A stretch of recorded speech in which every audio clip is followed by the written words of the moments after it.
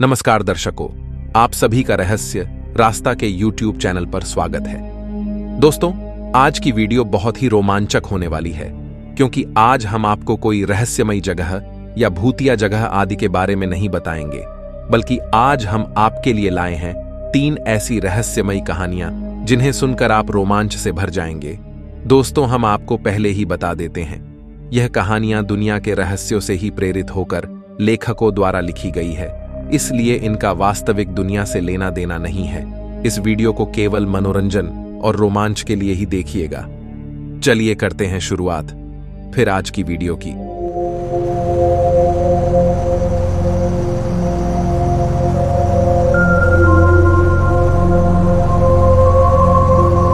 Number 1, रहस्यमयी दरवाजे की कहानी। रहस्यों से जुड़ी कहानियां पढ़ने में दिलचस्प लगती हैं, लेकिन कुछ रहस्य ऐसे भी होते हैं जो होते तो काल्पनिक हैं, लेकिन वास्तविकता बनते देर नहीं लगती। रहस्यमय दरवाजा एक ऐसी ही जबरदस्त कहानी है जो आपको रोमांचक एहसास करवाएगी। एक छोटा सा गांव था। उसी गांव में कार्तिक नाम का एक लड़का रहता था। उसे पढ़ाई में कोई दिलचस्पी नहीं थी। वह ज्यादातर जंगल में पेड़ पौधों के बारे में जानकारी जुटाने का इच्छुक था। इसके लिए वह कई घंटों जंगल अकेले ही निकल जाया करता था। उसके पिताजी को उसका जंगल घूमना पसंद नहीं था। वह उसे आवारा लड़का समझते थे। वह चाहते थे कि कार्तिक कुछ काम ढूंढ ले ताकि कुछ पैसे कमाने लगे, लेकिन उसे कहीं नौकरी नहीं मिलती। इसलिए वह उसे मजबूरी में अपनी ही किराने की दुकान में काम करने को कहते हैं। कार्तिक को दुकान का काम करने में कोई रुचि नहीं थी, लेकिन अपने पिताजी का दिल रखने के लिए उन्हीं के साथ दुकान में बैठने लगता है। कार्तिक को पतंग उड़ाने में मजा आता था, इसलिए वह खाली समय में अपने घर के पीछे पहाड़ी मैदान में पतंग उड़ाया करता था। कार्तिक की जिंदगी का कोई लक्ष्य नहीं था, इसलिए वह अपने काम में लापरवाही करता रहता था।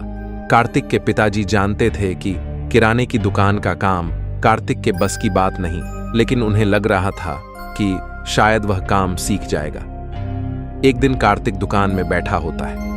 उसी समय एक ग्राहक आकर कार्तिक से छुट्टे पैसे मांगता है और कार्तिक बिना नोट चेक किए उसे खुले पैसे दे देता है और उसका नकली नोट अपने पास रख लेता है। और जब कार्तिक के पिताजी दुकान पर आते हैं तो वह नकली नोट उनके हाथ लग जाता है, और जब उन्हें सारी बात पता चलती है तो वह गुस्से से कार्तिक को दुकान से निकाल देते हैं और कहते हैं, तुम दोबारा दुकान पर मत बैठना। कार्तिक को अपने पापा की बात बुरी नहीं लगती। दरअसल उसे दुकान में बैठना बिल्कुल पसंद नहीं था और वह चाहता था कि उसके पापा उसे दुकान में न बुलाएं। कार्तिक अपने घर पहुंचकर अपनी पतंग लेकर पहाड़ी के किनारे आ जाता है और वहीं वह अपनी पतंग उड़ाने लगता है। पतंग उड़ाते वक्त हवाएं तेज हो जाती हैं। कार्तिक की पतंग आसमान में लहराने लगती है। कार्तिक जल्दी से अपनी पतंग नीचे उतारने की कोशिश करता है और उसी कोशिश में पतंग का धागा टूट जाता है। पतंग जाकर एक पेड़ में फंस जाती है। कार्तिक भी पतंग के पीछे पीछे भागने लगता है और पहाड़ी के किनारे उसी पेड़ के नीचे जाकर खड़ा हो जाता है जहां वह पतंग लटक रही थी। कार्तिक पत्थर मारकर पतंग निकालने की कोशिश करने लगता है। अचानक कार्तिक की नजर पेड़ के पीछे बने एक दरवाजे पर पड़ती है, जिसे देखकर वह चौंक जाता है। कार्तिक धीरे धीरे दरवाजे के करीब पहुंचता है। उसे ताज्जुब होता है कि इस वीरान जगह पर पहाड़ के अंदर दरवाजा कैसे हो सकता है। दरवाजा रहस्यमयी लग रहा था। कार्तिक हिम्मत करके दरवाजे को खोल देता है। दरवाजा खुलते ही कार्तिक की आंखें फटी की फटी रह जाती हैं, क्योंकि सामने एक स्वर्ग से भी सुंदर रहस्यमयी दुनिया नजर आ रही होती है। कार्तिक धीरे धीरे दरवाजे के अंदर बनी सीढ़ियों से उतरने लगता है। जैसे ही कार्तिक रहस्यमयी दुनिया की जमीन में कदम रखता है, वह अचानक हवा में उड़ने लगता है। बड़ी मुश्किल से वह आसमान में अपने आप को संतुलित कर लेता है। कार्तिक चारों तरफ नजर घुमाकर देखता है। उसे कई जानवर, पेड़ पौधे और इंसान हवा में उड़ते नजर आ रहे होते हैं। और तो और बड़े बड़े घर हवा में उड़ रहे होते हैं, जिनमें सोलर पैनल लगाए गए थे। सूरज की सहायता से चार्ज करके घरों में विद्युत प्रदान की जा रही थी। कार्तिक ऐसी नायाब तकनीक का नमूना देखकर हैरत में पड़ जाता है। दरअसल ये दुनिया पृथ्वी से बिल्कुल उलट थी, जो चीज आसमान में उड़ने वाली थी, केवल वही जमीन पर चल सकती थी, क्योंकि यहां गुरुत्वाकर्षण बल की कमी थी, जिस वजह से जमीन पर चलने के लिए पंखों की आवश्यकता होती थी। इसलिए केवल पक्षी और उड़ने वाले कीड़े मकोड़े ही जमीन पर चल सकते थे। कार्तिक को यह नजारा अद्भुत लग रहा था। कार्तिक को इस रहस्यमयी दुनिया के लोग अचंभे की तरह देख रहे थे। तभी कुछ लोग आकर कार्तिक से उसके बारे में पूछते हैं। कार्तिक बड़ी मुश्किल से अपने आप को हवा में संतुलित कर पा रहा था। उसने इतना अद्भुत नजारा देखा था कि उसके मुंह से शब्द नहीं निकल रहे थे। कुछ देर तक बिना बोले ही कार्तिक हवा में उड़ता रहता है। इस दुनिया के इंसान कार्तिक को देखने के लिए चारों तरफ घूमने लगते हैं। कार्तिक के कपड़े और उनके कपड़े बिल्कुल अलग थे। इस दुनिया के इंसानों के कपड़ों में सोलर चार्जिंग पैनल लगे हुए थे, जिसकी मदद से वह अपने शरीर में लगे गैजेट्स का इस्तेमाल कर पाते थे। सभी के पास एक से बढ़कर एक आधुनिक यंत्र मौजूद थे, जो पृथ्वी की तुलना में कई ज्यादा आधुनिक थे। इस जगह पर भी पृथ्वी की ही तरह लोगों ने अपने अलग अलग देश बना रखे थे, और हर देश में प्रधानमंत्री, राष्ट्रपति और आर्मी फोर्सेस भी थीं। कार्तिक इस दुनिया में अजनबी था, जिसकी वजह से लोग उसे संदिग्ध व्यक्ति समझ रहे थे, और इसी कारण उसे गिरफ्तार कर लिया जाता है। कार्तिक बहुत विनती करता है कि मैंने कुछ नहीं किया, मुझे गिरफ्तार क्यों कर रहे हो? लेकिन उसकी बात किसी को समझ में नहीं आती। यहाँ के लोगों की भाषा शैली बिल्कुल अलग थी। ज्यादातर लोग कम शब्दों में ही बात किया करते थे। कार्तिक को गिरफ्तार करके पूछताछ करने के लिए पुलिस थाने लाया जाता है। कार्तिक लोगों को अपनी बात समझा पाने में असमर्थ था, क्योंकि उसकी भाषा किसी को समझ में नहीं आ रही थी। कार्तिक की बात को समझने के लिए लैंग्वेज डिकोडर टेक्नोलॉजी का इस्तेमाल किया जाता है। लैंग्वेज ट्रांसलेटर की मदद से उन्हें कार्तिक के बारे में बहुत हद तक जानकारी मिल जाती है, और वह समझ जाते हैं कि कार्तिक कोई ऐसा व्यक्ति नहीं जिससे हमारी दुनिया को नुकसान पहुंचेगा, बल्कि यह पृथ्वी ग्रह से भटककर हमारी दुनिया में प्रवेश हो गया है। इस दुनिया के लोग कार्तिक को अपना मेहमान समझने लगते हैं। कार्तिक के खाने पीने के लिए शाही व्यंजनों की तैयारी की जाती है। कार्तिक इनके बदलते व्यवहार से चिंतित था, क्योंकि वह इनकी बातों को समझ नहीं पा रहा था।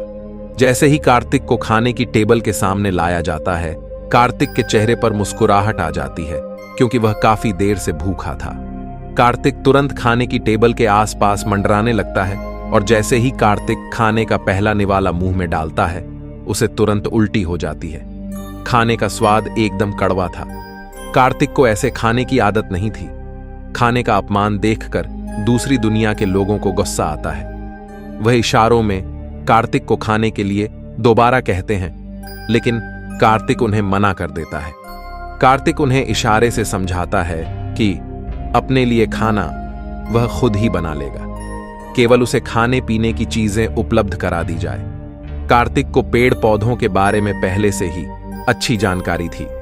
कार्तिक को किचन में भेज दिया जाता है, और कुछ ही घंटों की मेहनत के बाद कार्तिक स्वादिष्ट खाना तैयार कर लेता है। कार्तिक के खाने की खुशबू से इस दुनिया के लोगों के मुंह में पानी आ जाता है। वह भी कार्तिक का बनाया हुआ खाना चखना चाह रहे थे। कार्तिक सभी को खाने के लिए आमंत्रित करता है। कार्तिक का बनाया हुआ खाना खाते ही सभी कार्तिक के दीवाने हो जाते हैं। उन्होंने आज तक इतना स्वादिष्ट खाना नहीं खाया था। इस दुनिया में पृथ्वी की तुलना में खाने के अलावा सभी चीजें बेहतर थीं, लेकिन आज इन्हें खाने के असली स्वाद का एहसास हो चुका था। कार्तिक के बनाए हुए खाने की बात दूर दूर तक फैलने लगती है। एक दिन इस शहर में इस दुनिया के प्रधानमंत्री का दौरा होने वाला था, जिनके स्वागत के लिए पूरे शहर को सजाया जा रहा था। लेकिन खाने की जिम्मेदारी कार्तिक को दी जाती है। कार्तिक अब इन लोगों के इशारों को समझने लगा था, और उसे भी इस दुनिया में मजा आने लगा था।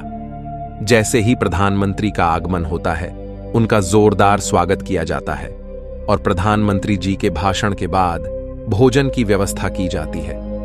प्रधानमंत्री के दौरे में एक से एक अधिकारी आए होते हैं, और जैसे ही प्रधानमंत्री खाना खाते हैं, वह अपनी कुर्सी से उछल पड़ते हैं। कार्तिक ने स्वाद का ऐसा नायाब नमूना पेश किया था कि इस दुनिया में सभी उसके स्वाद के दीवाने होने लगते हैं। प्रधानमंत्री आदेश देते हैं कि कार्तिक को सर्वोच्च सम्मान दिया जाए और इससे खाना बनाने की सारी विधियां सीखी जाए। प्रधानमंत्री के आदेश से कार्तिक को इस दुनिया का प्रतिष्ठित नागरिक बना दिया जाता है। कार्तिक के रहने के लिए एक बहुत ही सुंदर घर उपहार स्वरूप दिया जाता है। कार्तिक की जिंदगी बदल चुकी थी और वह अब पृथ्वी नहीं जाना चाहता था। धीरे धीरे कार्तिक इसी दुनिया का स्थायी नागरिक बन चुका था। इसके बाद कार्तिक ने वह रहस्यमयी दरवाजा कभी नहीं खोला और इसी के साथ जबरदस्त कहानी समाप्त हो जाती है। नंबर 2, एक बेटा पहुंचा रहस्यमयी जगह पर अपनी मां के लिए। ऑनलाइन स्टोरी पढ़ना या सुनना सभी को पसंद होता है, लेकिन कहानियां अगर रोमांचक हो, बात ही कुछ और होती है। ऐसी ही कहानी एक रहस्यमयी जगह की है, जहां संजीवनी के पहाड़ों के बीच अमृत की नदियां बहती थीं। इस जगह पर कदम रखने से ही शरीर के सारे कष्ट समाप्त हो जाते थे। यह जगह जितनी खूबसूरत थी, उतनी ही रहस्यों से भरी थी। यहां इंसानों का कोई अस्तित्व नहीं था। दरअसल रहस्यमयी दुनिया पहुंचने के लिए जानवरों से भरा हुआ खूंखार जंगल पार करना पड़ेगा, जो कि इंसानों के लिए असंभव है। वक्त प्राचीन काल का था, इसलिए तकनीक का अभाव सबसे बड़ी समस्या थी। रहस्यमयी दुनिया में जाने के लिए पहले भी कई लोग प्रयास कर चुके थे, लेकिन वह आधे रास्ते से आगे कभी नहीं जा पाए। रहस्यमयी दुनिया के सबसे निकट एक गांव था, जहां विशाल नाम का घुड़सवार रहता था। उसके पिता की मृत्यु हो चुकी थी। तभी से वह अपने घर की जिम्मेदारी संभाल रहा था। विशाल की मां बीमार रहती है। वह अपनी मां का बहुत ध्यान रखता है। सुबह से शाम तक घोड़ा गाड़ी चलाकर विशाल अपने और अपनी मां की रोजी रोटी चलाता था। विशाल एक दिन देर से घर आता है। विशाल की मां, जो कि काफी देर से उसका इंतजार कर रही होती है, उसके आते ही उससे पूछती है, बेटा तुम सारा दिन कहां थे? विशाल थोड़ा परेशान होता है। वह अपनी मां से कहता है, आज कोई भी आमदनी नहीं हुई मां। मैं काफी समय तक सवारी का इंतजार करता रहा, इसलिए आने में देर हो गई। विशाल की मां उसे खाना खाने के लिए कहती है। विशाल भी हाथ पैर धोकर खाना खाने बैठ जाता है, लेकिन जैसे ही विशाल की मां खाना परोसती है, उसे चक्कर आ जाता है और वह खाने के साथ वहीं गिर जाती है। अपनी मां को बेसुध होता देख विशाल घबरा जाता है।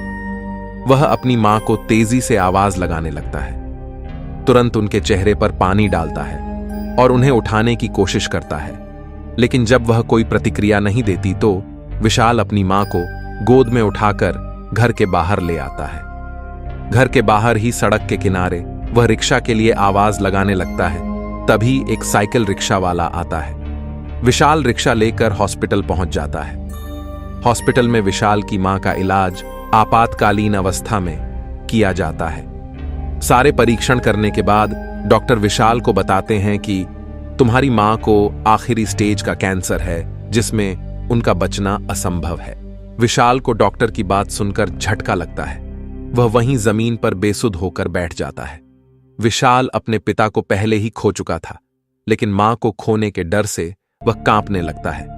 विशाल अपनी मां के पास जाता है, लेकिन उनसे यह बात छुपा लेता है कि उन्हें कैंसर है। आखिरी वक्त वह अपनी मां के साथ अपने ही घर में रहना चाहता है। विशाल की मां उससे पूछती है, बेटा मुझे क्या हुआ है? लेकिन वह कहता है, मां तुम बिल्कुल ठीक हो, बस तुम्हें थोड़ा सा अपनी तबीयत का ध्यान रखना पड़ेगा। वह विशाल की बात सुनकर मुस्कुराने लगती है। वह अपनी मां के लिए कुछ दवाएं खरीदता है और उन्हें अपने साथ घर ले जाता है।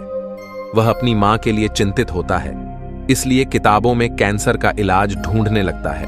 किस्मत से उसे एक किताब मिलती है, जिसमें रहस्यमयी दुनिया का एक लेख मिलता है। वह उसके बारे में जानकर जिज्ञासु होने लगता है। उसे लगता है कि यदि वह रहस्यमयी दुनिया चला जाए तो अपनी मां के लिए कुछ ना कुछ औषधियां जरूर ला पाएगा। अब वह रहस्यमयी दुनिया का नक्शा जानना चाहता था। लेख में पर्याप्त जानकारी उपलब्ध नहीं होती है, इसलिए वह लेख लिखने वाले से मिलने का विचार बनाता है। वह अपनी मां को बचाने के लिए किसी भी हद तक जा सकता था। वह लेखक से संपर्क करके उसके पास पहुंच जाता है और अपनी मां के बारे में सारी बात बताता है। जैसे ही उस व्यक्ति को विशाल की मां की बीमारी का पता चलता है, तो वह उसकी मदद करने के लिए मान जाता है। वह कुछ ही मिनट के अंदर कागज पर विशाल को आधे रास्ते का नक्शा बनाकर दे देता है। विशाल को आधा रास्ता तो पता चल चुका था, लेकिन उसके आगे कैसे बढ़ना है वह नहीं जानता। फिर भी अपनी मां के लिए मौत के रास्ते का सफर शुरू कर देता है। विशाल अपने घोड़े के साथ जंगल का रास्ता चुनता है। जंगल के रास्ते में हर पल एक नया खतरा सामने आ रहा था। पेड़ों पर बड़े बड़े सांप लटक रहे थे। विशाल उनसे बचते हुए आगे बढ़ रहा था, लेकिन अचानक विशाल का घोड़ा रास्ते में एक कीचड़ के दलदल में फंस जाता है।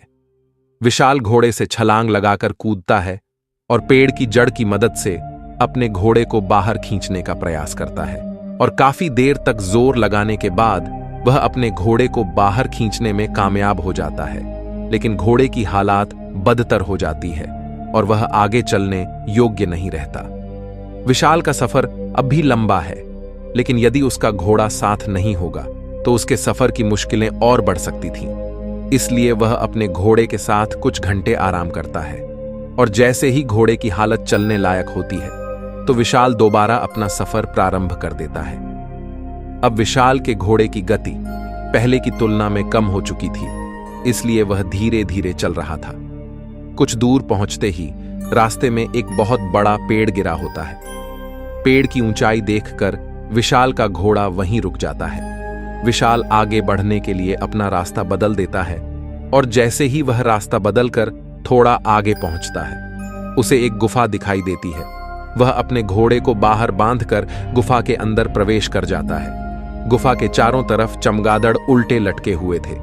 विशाल के अंदर घुसते ही चमगादड़ हवा में उड़ने लगते हैं। विशाल हिम्मत करते हुए आगे बढ़ रहा होता है।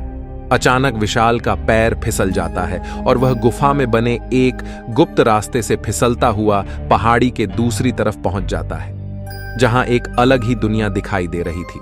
विशाल को एहसास होने लगा था कि यह वही रहस्यमयी दुनिया है जहां वह पहुंचना चाहता था। विशाल ने आज तक इतने खूबसूरत पेड़ नहीं देखे थे। विशाल को अमृत से भरी हुई नदी नजर आती है, जिसका पानी सुनहरा था। विशाल जैसे ही नदी के करीब पहुंचता है उसकी आंखें फटी की फटी रह जाती है, क्योंकि नदी में दैत्याकार मगरमच्छ तैर रहे थे। मगरमच्छों को देखते ही विशाल दहशत में आ जाता है। खतरे को भांपते हुए विशाल नदी के किनारे आकर थोड़ा सा पानी उठाकर पी लेता है। जैसे ही विशाल अमृत पानी पीता है वह ओजस्वी हो जाता है, मानो उसके अंदर ब्रह्मांड की सारी शक्ति समा गई हो। विशाल बदल चुका था और अब उसके अंदर आत्मविश्वास आ चुका था।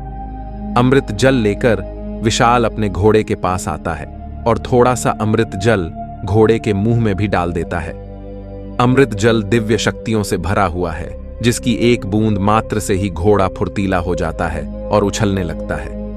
विशाल अपने घोड़े पर बैठकर जंगल के बाहर निकलने का रास्ता ढूंढने लगता है, लेकिन अब विशाल को हर बात का आभास पहले से हो रहा था। उसकी सारी इंद्रियां जाग चुकी थी। विशाल को जितना समय जाने में लगा था उससे आधे समय में ही वह जंगल से बाहर आ जाता है। 72 घंटों के सफर के बाद विशाल अपनी मां के पास पहुंच जाता है और उन्हें अमृत जल पिला देता है। अमृत जल के असर से विशाल की मां तंदुरुस्त हो जाती है। अपनी मां की तबीयत अच्छी होते देख विशाल की आंखों में आंसू आ जाते हैं, लेकिन यह खुशी के आंसू होते हैं। विशाल ने अपनी मां को अभयदान दे दिया था। यह बेटे का अपनी मां के लिए सच्चा संघर्ष था। इसी के साथ यह रहस्यमयी दुनिया की कहानी समाप्त हो जाती है। नंबर 3, रहस्यमयी काले चश्मे की कहानी। चमत्कारों से भरी हुई इस दुनिया में किसी को अनमोल वस्तु प्राप्त होना वरदान से कम नहीं है। रहस्यमयी काला चश्मा एक ऐसी ही कहानी है।